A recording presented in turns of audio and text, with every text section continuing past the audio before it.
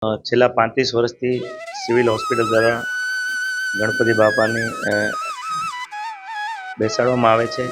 અને આજે આદરણીય પ્રધાનમંત્રીનો જે મંત્ર છે કે અંગદાન મહાદાન સ્વદેશી અપનાવો, એ થીમ ઉપર આજે તમામ સિવિલના સ્ટાફે પોસ્ટર લઈને આજે એક અભિયાન શરૂ કર્યું છે. અહીંના દર્દીઓ ગણપતિ બાપાને પ્રાર્થના કરું છું, જે કોઈ આવે સ્વસ્થ થઈ જાય, નિરોગી રહે, અને સ્ટાફને પણ ગણપતિ બાપા ખૂબ શક્તિ આપે સેવા કરવાની, એવી પ્રાર્થના કરું છું. અને આદરણીય પ્રધાનમંત્રીશ્રીએ કીધું છે કે આ વર્ષે ગણપતિમાં ઘરે જ વિસર્જન કરીએ, તો સિવિલ હોસ્પિટલે પણ દર વર્ષે તેના કેમ્પસમાં જ વિસર્જન કરે છે બાપાનું.